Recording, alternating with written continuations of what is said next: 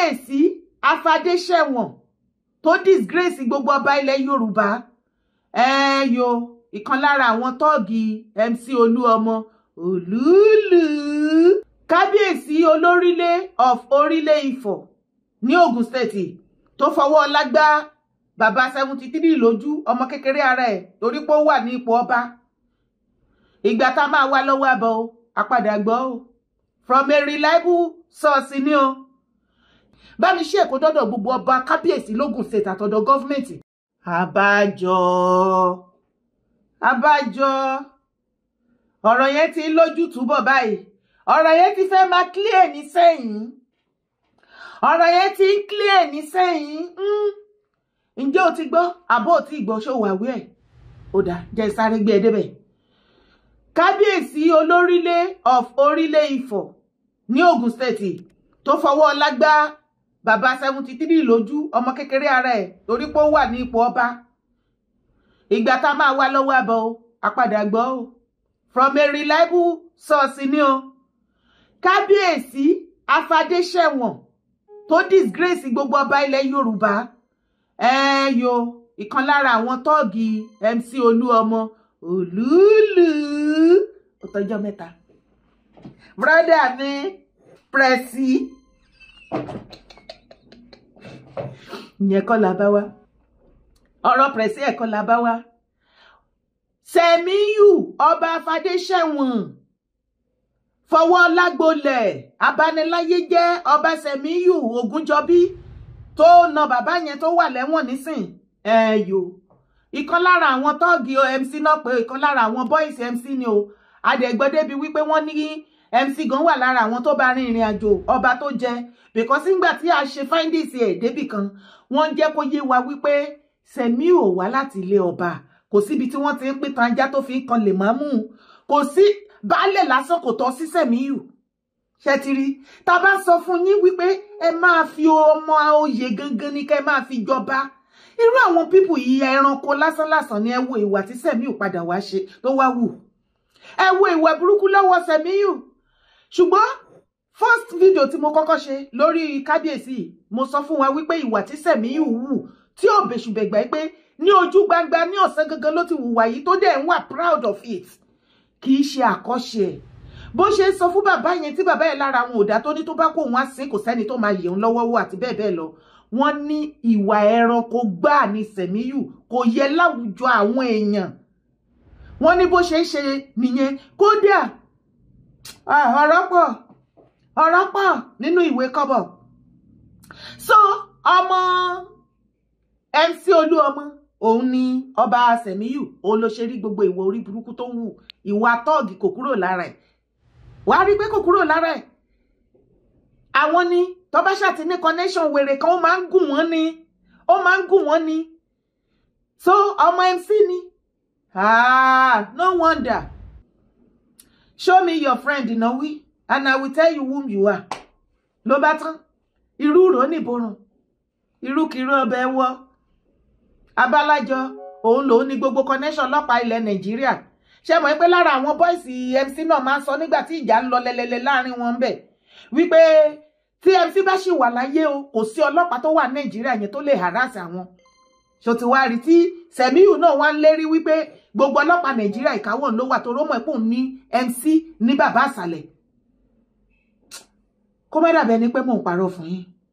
ẹ jájọ wo fídíò yẹn. Mo kí yín o Alhaji MC Olúọmọ á dáa fún yín o bẹ́ẹ̀ ṣe ń lọ sókè yẹn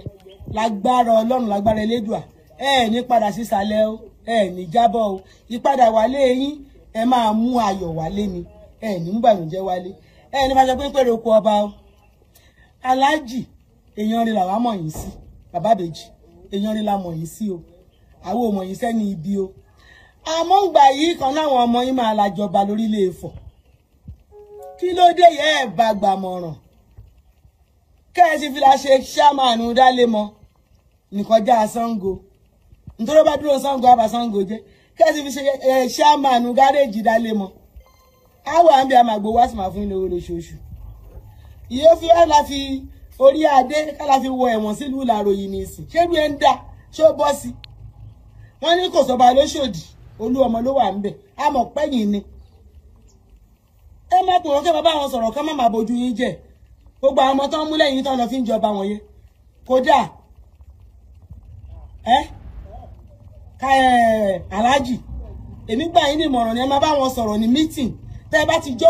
ìjókòó àpérò ẹ má bára yín sọ òótọ́ ọ̀rọ̀ nítorí pé ẹ̀yin ò ya ọmọ ọkọ ọmọ rẹ fi ń débi tẹ́ ẹ dé yẹn lè yọ lórí burúkú ọmọ kí Tinubu gbé yín débi tẹ́ ẹ dé yẹn kẹ́ kí ọba máa gbá ìjòyè létí kọ́ba máa na pásítọ̀ kọ́ba máa na àfáà kíjàrà bí àmà àfàyà lára ẹ̀ ṣọ́ba nìyẹn ni àbọ́bà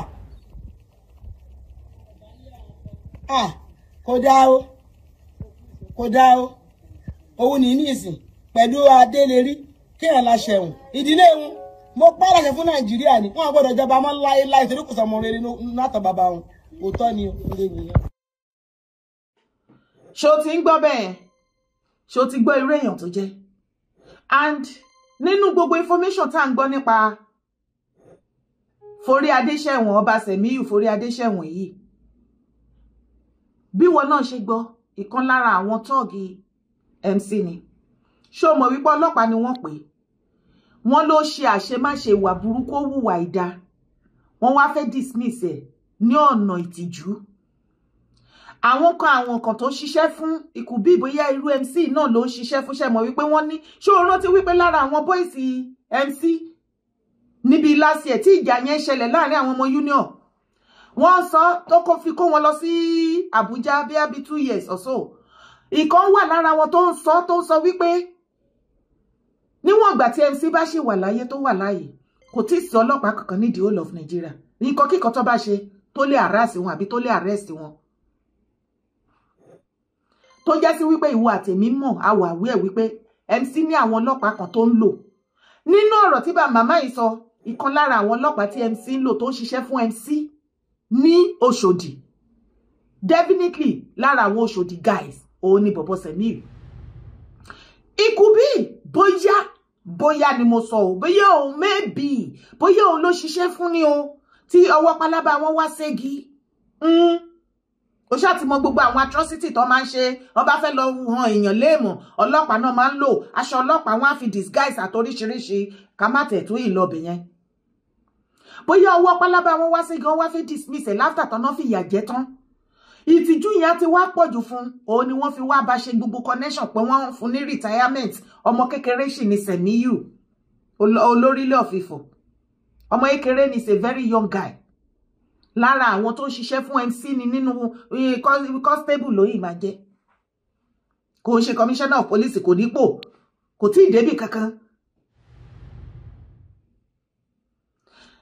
ní ìgbà tí wọ́n wá fọ́ọ̀sẹ̀ pé wọ́n fún ní retirement yẹn àbálọ àbábọ̀ bóyá àwọn kàǹkàǹkà náà ló ṣiṣẹ́ fún wọ́n wá fi ọba wọn fi compensate ṣùgbọ́n o tí gbọ́ púpọ̀ nínú irú ìwà tó wà lọ́wọ́ Sẹ̀míyù ṣó rí ìwà tó wù sí bàbá yẹn wọ́n ní bó ṣe ń ṣe nìyẹn ní inú pálàsì àwọn ọmọ Ifọ̀ wọ́n pè mí wọ́n sọ fún mi wọ́n ní tó bá fẹ́ wọnú pálàsì wọ́n máa ṣàṣẹ tọrọlì látòkè désàlẹ̀ fóònù kọ́kọ́ gbọ́dọ̀ bá wọnú pálàsì wọ́n nítorí bó ṣe máa ṣe ta tó máa ń fọ́ ta òun á pa ẹ́ jẹ òun á sun ẹ́ jẹ òun á rà ẹ́ jẹ kò sẹ́ni máa yẹ̀ ọ́ lọ́wọ́ wò kò fẹ́ kí wọ́n rìkọ́ọ̀dù òun kankan wọ́n ní ò lè wọ pálàsì ẹ̀ kó gbà kó mú tẹlifóònù wọbẹ̀ Sẹ̀míyù Forí Adéṣẹ̀wọ̀n ọmọ MC òun ni túbọ̀ wá gbọ́ sí mo fẹ́ kó wá gbọ́ lára àwọn ìwà tó wù fún àwọn ọmọ Ifọ̀ fúnra lára wọn. ṣé ń gbọ́ mi? tó mọ́tò mi bàjẹ́ níjọ́ yẹn sílé ibẹ̀ jẹ́ ilé Elevant wọ́n pè ní Elevant ní Ifọ̀ iwájú ilé ọ̀gangan ni mọ́tò yẹn bàjẹ́ sí so mo ṣàpọ̀ ọmọ kankan wá bá mi ṣe aṣáwà ń bẹ̀ di almost after 10 sí to 11 àrí nǹkan tó ń ṣe mo ṣàbá mi ṣe wọ́n ń bọ̀ nìyẹn gbogbo táìmù yẹn dẹ̀ rí power yẹn ṣe wọ ọwọ́ ẹ̀ ní agbára yẹn pọ̀ gan in fact mo ní láti sá lọ because mo mọ orí èèyàn tó jẹ́ wọ́n lè pa ọ̀tá wa mẹ́rin tí ó dẹ̀ ní sí traces so mo ní láti sá lọ ìgbà tí mo wá padà wá wọ́n mú ọmọ mẹkáníìkì yẹn wọ́n mú yẹn bí wọ́n gbé mi ti sá lọ kò sí nǹkan tó fẹ́ fi ṣe wọ́n ti mọ̀ pé ní máa tún àwọn fò wọ́n ṣàn parí wọ́n ṣàn wá mi kiri kìnnì kan olè ní wọ́n kìnnì kan àmì ṣáà yọjú sí wọn pé ọmọ àdúgbò ni wà pé báyìí wọ́n ní láti mú wa lọ sílé kábíyèsí láti bẹ̀ yẹn lọ gbé wa lọ sínú ọ̀nà ọ̀tọ̀ ẹ̀ lọ́nà Ṣojú-Olú ẹni tó bá mọ̀ ṣé Ṣojú-Olú níbi ó ti pẹ́ náà kò sáìdì Ṣojú-Olú yẹn ló ṣe kọ̀lé sí báyìí kò ti kọ́ pálásì yẹn nínú àwọn àwòrán kan ṣàgbé wa lọ síbẹ̀ já wa fúnlẹ̀ ká dọ̀bálẹ̀ ká ṣe kábíyèsí àwọn other kind rubbish life wọn kò rò rádà mo ṣáà gbọ́ sí wọn lẹ́nu gbọ́dọ̀ àti wọn létà wa wọ́n dẹ̀ máa fi hàn ṣe nǹkan tó ní tẹ́yàn lọ́rùn mo ṣáà gbọ́ àwọn àgbàlagbà ṣáà bá wa bẹ̀bẹ̀ lórí nǹkan àtúmọ̀ tó ṣe nìyẹn o láì ṣe pé mo wọlé onílé onítàlé ni mo wà ní ojú ọ̀nà main road ni o àwọn tó bá mọ̀ kọ́ dáadáa máa ti mọ ibi tí mò ń sọ yẹn lọ ẹ lọ béèrè lọ́wọ́ àwọn èèyàn kan ẹni tó bá ń gbọ́rọ̀ yìí á mọ̀ pé mo mọ̀ nǹkan tí mò ń sọ nínú fọ yẹn tó máa ní jẹ ọba gbátígbátí for the first time nínú ìlú olórí burúkú tó gbá etí wọn yẹn òun náà fi jẹ ọba gbátígbátí ìkan wà níbẹ̀ tó ń ṣe pé tó ń sọ pé ṣé wọ̀jẹ́ balẹ̀ ni òun ló máa ń gbé eégún kó lè mọ̀ pé èmi mọ̀ òun dáadáa ọmọ eléégún ni nínú fámìlì Ọlábùlọ ni àwọn Ọlábùlọ yẹn gangan ni ọba tọ́ sí ṣé ń gbọ́ òun gangan kọ́ lọ́ba tọ́ sí ìgbà tí wọ́n bẹ̀rẹ̀ gbogbo kìíní yẹn ẹni nígbà tó ń da ifá àwọn tó bá mọ ìtàn yẹn dáadáa wọn máa sọ pé mo mọ̀ nǹkan tí mò ń sọ tó ń da ifá ni ọba ní ifá mú wọn pè ní yẹn fá ifá náà ní fá mú bọ̀ ẹni yóò lówó lọ́wọ́ bí sọ wọn pé kó lówó lọ́wọ́ wọn ṣáà bára wọn fà wọn ṣáà gbé kó lọ́wọ́ ẹ̀ ó yá ifá tí mo tún wá sọ fún yín ìjọ tó máa ṣe fún níwájú KS nínú fọ̀n bẹ́ẹ̀ níwájú KS máa nǹkan wà ń bẹ̀ yẹn ń ṣe ọlọ́pàá ìyàwó ẹ̀ ń ta provision ń ta foodstuff ṣá máa yẹn ló gba ẹni tí mò ń sọ ilé ìyẹn fàyè wọ́n gbé sẹ́yìn búùtù àwọn tó ń mọ̀ sí iṣu yẹn máa gbọ́ nǹkan tí mò ń sọ yìí pé mo mọ̀ nǹkan tí mò ń sọ bóyá nísàlẹ̀ ẹbẹ̀ yẹn náà nísàlẹ̀ ẹbẹ̀ yẹn tábà tó ń rí sísàlẹ̀ ẹbẹ̀ tó ń lọ Sówóré fan pásítọ̀ kan wà ń bẹ̀ yẹn máa yẹn ralẹ̀ sínú ibi kòtò inú kòtò báyìí níbẹ̀ yẹn wọ́n kọ́ ṣọ́ọ̀ṣì wọ́n tún kọ́ ilé síbẹ̀ náà tó ń gbé so ó wá ralẹ̀ wọnú odò àtijọ́ tó wà ń bẹ̀ ó ní láti wá pé kò ń ṣe òun lónìí lẹ́yìn ẹsẹ̀ pé àwọn fẹ́ gbalẹ̀ wọ́n fẹ́ gbẹ́sẹ̀ lé lẹ́yìn wọn ní nǹkan tó ń fowó òun rà lọ́wọ́ Ọlábùlọ family ẹ ti understand ó ní kò sí dókun òun bí wọ́n ti ń bára wọn á gíṣà ó ṣàdé pé kán dọ̀bálẹ̀ fún kábíyèsí yẹn ni pásítọ̀ lòun ò lè dọ̀bálẹ̀ fún anybody pé lẹ́yìn Ọlọ́run tòun òun ò lè dọ̀bálẹ̀ fún anybody wọ́n lu ẹni tí mò ń sọ wọ́n lù pa ràbọ̀ràbọ̀ yẹn ló pa máa yẹn ràbọ̀ràbọ̀ yẹn òun ló pa máa yẹn so mo wá rí fídíò yẹn mọ̀ nígbà kò sẹ́ni tó lóun ò lè mú ṣé pé máa ṣe máa ṣiṣẹ́ báyìí fúnra rẹ̀ ló tún wá kámẹ́rà ló ṣe everything náà tún wá fi sọ online ní nǹkan tí wọ́n ti ń bò ti pẹ́ in fact máa yẹn ti túnú ìlú yẹn mi lè tàn yín àwọn tó ti pa lápá sáyé wọ́n wà àwọn tó ti pa sọ́run wọ́n yà pa understand máa kan náà ń talẹ̀ mo ti gbàgbé orúkọ máa yẹn ṣáìdì tábà ti yà ní iwájú ilé ikú fi sílẹ̀ àwọn tó máa ń gbọ́ràn yẹn máa mọ nǹkan tí mò ń sọ ìyànà ilé ikú fi sílẹ̀ a máa rìn lọ sísàlẹ̀ máa yẹn ṣe sọ̀fíọ̀ ìyá yín káàbì náà ń pè mo ti gbàgbé orúkọ máa yẹn wọ́n ti ralẹ̀ yẹn ti pẹ́ àti sọ̀fíọ̀ ẹ̀ mọ̀ pé tí sọ̀fíọ̀ bá ń ṣe á máa ralẹ̀ á máa fúnlẹ̀ wọ́n ti rà á ti pẹ́ kí ló jọba fún ni ràbọ̀ràbọ̀ ìlú pa ẹni tí mò ń sọ yìí náà wọ́n gbalẹ̀ lẹ́yìn lọ́wọ́ ẹ̀ acres of land tí ò ń ṣe lẹ̀ kékeré ṣáà sọ fún yín wọ́n gba gbogbo lẹ́yìn and wọ́n ń pariwo is police officer kìnìún kan is not police officer ó ṣàṣemáṣe ń diṣẹ́ ọlọ́pàá náà fi lé dànù kò ṣe ń gbogbo yá ó ṣe láti yọrí wọ́n lé ìgbà tí ò rí bí yí kan gbà kan mọ́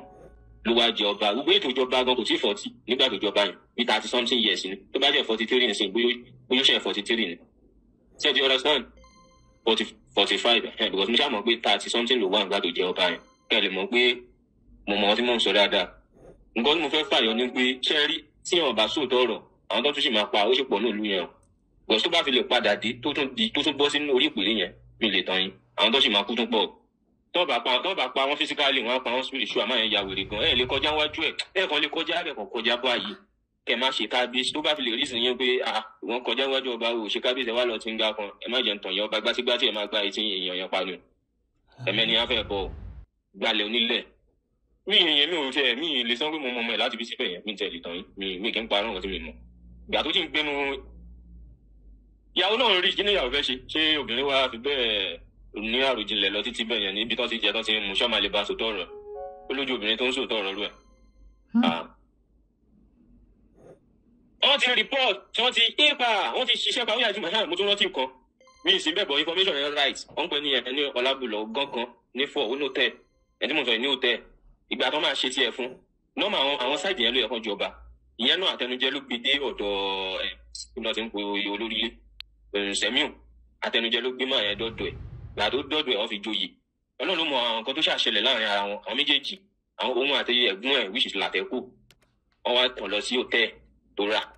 wọ́n tàn ìyẹn Ọlábùlọ yẹn lọ sótẹ́ ìyẹn tàn lọ sókè wọ́n dẹ̀ lù dáadáa ọ̀hún rí nǹkan ṣe sí o olú ọmọ wọ.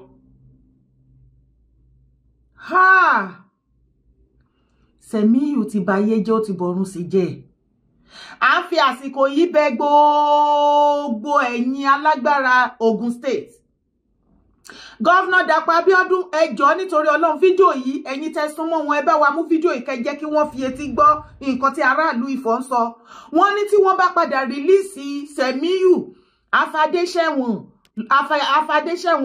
afadéṣẹ̀wọ̀n ló gbà. Tó bá ti rìlíìsì ẹ̀ wọ́n ní gbogbo ọmọ Ifọ̀ ló máa pa tán o. Ṣé bẹ́ẹ̀ ń gbọ́ iye àwọn tó ti pa báyìí àwọn tó ti kú lọ́wọ́ ẹ̀. Wọ́n ló máa ń ní wọ́n lára ni ó máa fọ́ wọn létí ọba 40 náà pé o wọ́n láyé fàmílétè ìtútọ́ MC ó mọ̀ wípé irú èèyàn báyìí ni bọ̀bọ́ yìí ó dẹ̀ bá wọn rin ìrìn àjò wípé kó lọ jọba. Eléyìí máa tánìṣì méje lẹ́ẹ̀kan sí. Ṣó mọ̀ ẹgbẹ́ láti bí ọjọ́ mẹ́ta bẹ́ẹ̀ kò sẹ́nibọ̀dì torí ti ẹ̀rọ. Ṣùgbọ́n tí ọ̀rọ̀ tún ti wá jáde wípé ìkan lára àwọn bọ́ìsì ẹni MC. Tètè bọ́ síta kó wá ṣe nǹkan sórí ọ̀rọ̀ yìí o. Bọ̀bọ́ yìí ò gbúdọ̀ jẹ ọba mọ́ ní orílẹ̀ Ifọ̀. Torí ìlà yìí ló ti kó bá ó ti bá àwọn ará Ifọ̀ báyìí sìn ẹ̀rù ti ń bà wọ́n. Wípé tó bá padà dé ogun dé ṣe bẹ́ẹ̀ fetí gbọ́ ẹ fetí ara yín gbọ́ gbogbo ẹ̀yin lọ́balọ́ba níjòyè tẹ́ wà ní Ogun State ẹ tètè bá wa pé emergency meeting. Tí màá yìí bá ti jáde ẹ bá wa rọ̀ lóyè kì í ṣe pé ká rọ̀ lóyè nìkan ẹni láti máa bá wa monitor ẹ̀ kí gọ́ọ̀mẹ̀ntì agbára ń bẹ lọ́wọ́ yín ẹ bá wa jẹ́ kó mọ̀ wípé tó bá gbọ́ anybody bá wá report ẹ̀ ní any police station àbí wọ́n gbé pọ̀ ló sọ anything àbí anybody kú òjijì lára àwọn tí wọ́n tó humiliate yìí òun ló máa wà responsible. Ṣé bẹ́ẹ̀ tí fetí ara yín gbọ́ wípé àṣemáṣe òun náà ló ṣe tí wọ́n fi dismiss ẹ̀. You see? The olórí ilé of Orílẹ̀ Ifọ̀ was boasting in that video that he's a retired police officer. I understand that he retired as a sergeant. So, the habits of the sergeant.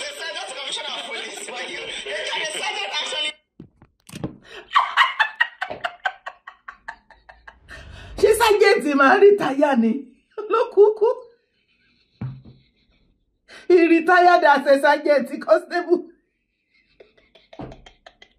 Àwọn ọlọ́pàá oníkóńdó lápá lábíyá. Ẹ̀yin afọbajẹ ẹ̀dá lè kúre nílẹ̀ Yorùbá majority yín ò lè kú síbi táṣọ ẹ wà. Tó jẹ́ pé tẹ́ bá ti rí owó ti tán lọ́wọ́ yín ẹni tó tó sí orí àpèrè ẹ̀ ní fi síbẹ̀ gèso àjàrà ẹ̀yin àwa máa kan aráàlú ẹ̀yin agbowó sápò fix wrong person síbẹ̀ tó bá wá débẹ̀ àwa máa hùwà ẹranko bíi ti Sẹ̀míyù. Excuse me. Àwa máa hùwà ẹranko bíi ti Sẹ̀míyù. Àwa máa ṣe bí Ọlọ́run lórí wa lẹ́ni tí ò lẹ́tọ̀ọ́ sí orí àpèrè yẹn àwa máa ní wọn lára àwa máa gbòdì lára wọn a máa ṣe wọn bí kan ya wèrè ó ti dáa. Ṣé orí ìwọ Sẹ̀míyù ìwọ la máa fi jófin àáfi ẹ ṣe pàṣán fún gbogbo àwọn ọba tó ń jayé fàmílétè ìtútọ́ gbogbo ẹ̀yin ọba union pátápátá gbogbo ẹ̀yin ọba tọ́ọ̀gì àmọ̀ yín o ní èyí tó wà ní Lagos State ẹ̀pọ̀ ní Lagos State àmọ̀ yín adá yín mọ̀ bọ́lọ́run ṣe máa ṣèdájọ́ gbogbo yín lélẹ̀ ẹ má wọrí makọmakọ lóye kàn ẹ jọ ẹ jẹ́ agbọ́ yín. Ọpẹ́ ló já sí kábíyèsí aláyélúwà ọba Adéwálé Ògúnjọbí agbanilétí lórí ìkúnlẹ̀ wọn wọ́n fi tìfẹ́tìfẹ́ pé gbogbo Afẹ́nifẹ́re gbogbo ọ̀tọ̀ọ̀tọ̀lú síbi ayẹyẹ ìgbádé wọn tuntun tó máa wáyé lọ́jọ́ Ajé Monday tó ń bọ̀ yìí nílùú Ìlaró lọ́jọ́ tí kábíyèsí Adéwálé ọgbàdé gẹ́gẹ́ bí olú ọgbà ẹ̀wọ̀n tìlú Ìlaró ní tilé toko gbogbo àwọn ládéládé lóyè ló máa wà ń kalẹ̀ àwọn orí adé ọjọ́ náà ni kábíyèsí aláyélúwà ẹ̀wọ̀n gbèmí láti ọgbà ẹ̀wọ̀n ìlú Iléṣà ní ìpínlẹ̀ Ọ̀ṣun ọba àfipá ṣẹ̀wọ̀n láti ọgbà ẹ̀wọ̀n Abẹ́òkúta aago 12 ọ̀sán ọjọ́ Monday lè tó máa bẹ̀rẹ̀ gbogbo àwọn ẹlẹ́wọ̀n káàkiri gbogbo àgbáńlá ayé ló máa péjú pèsè síbẹ̀ torí irú eléyìí ò wáyé rí Àǹkárá ti jáde fún títà Àǹkárá àti yín ẹ kàn sí alukoro ọgbà ẹ̀wọ̀n ti Ìlaró gbogbo yín la pè kẹ́ ẹ jẹ́ kájọ ṣe lọ́jọ́ Monday tó ń bọ̀ yìí o kábíyèsí aláyélúwà olú ọgbà ẹ̀wọ̀n ló ń pe gbogbo wa pé kájọ ṣe a ó máa retí yín o.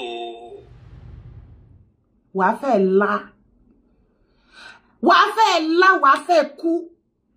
sórí gbogbo ìṣẹ̀dá àwọn tó ti rì mọ́lẹ̀ lóòyè tó ti pa tó ti sin gbogbo àwọn tó ti fọwọ́ lágbá lójú ìṣẹ̀dá wọn kó dìde mo pe ìṣẹ̀dá gbogbo wọn ní kankan àtàwọn tó ti kó àwọn tó wà láyé tó wà nú ìdààmú àtàwọn tó wà lórí ìdùbúlẹ̀ ẹ̀san ìṣẹ̀dá gbogbo yín lọ́kùnrin lóbìnrin ó yẹ máa dìde kẹ́ máa bèrè ẹ̀san lọ́wọ́ Sẹ̀míyù ò ní bọ́nú ẹ̀ o gbogbo ọmọ Yorùbá pátápátá àá fi àsìkò yìí sọ fún gbogbo kábíyèsí ní Ogun State Sẹ̀míyù a ò fẹ́ lórí adé mọ́ a ò fẹ́ lórí àpèrè mọ́ a ò fẹ́ lọ́ba mọ́ ẹ má dé èṣù sílẹ̀ o ẹ má jẹ́ kó dìgbà tá máa bẹ̀rẹ̀ sí ní protest o àfẹ́mọ́ ẹranko lélẹ̀ kò yẹ láwùjọ àwọn ènìyàn. Ọba tó forí adé ṣẹ̀wọ̀n, is it not a disgrace to gbogbo ọba ilẹ̀ Yorùbá? Anyway, mo ń bọ̀ mi tí dé. MC sórí àwọn boys ẹ ṣẹ́ráyé yín kò ń tọ́ lára yín. Ṣebí wọn náà máa any small thing wá ní kán máa wálé o. Anybody bá ti bú ẹ tó bá wá Nàìjíríà ó máa sún jẹ ó máa pàjẹ ni. Ṣẹ́ráyé gbogbo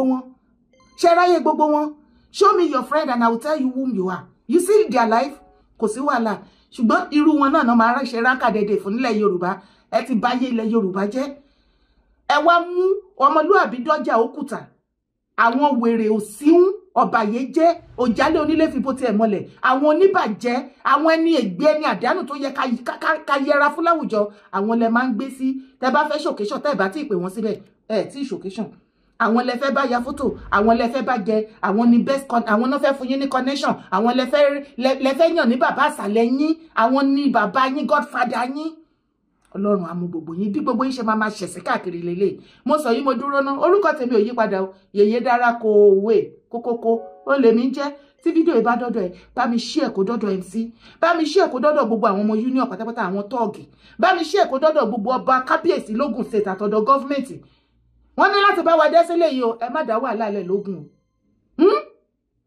Ẹ má dá wàhálà lẹ̀ ní Ògùn state o. Má sì gbàgbé láti bá mi love fídíò. Bá mi like ẹ̀ kó bá mi drop comment ẹ̀. Ire o.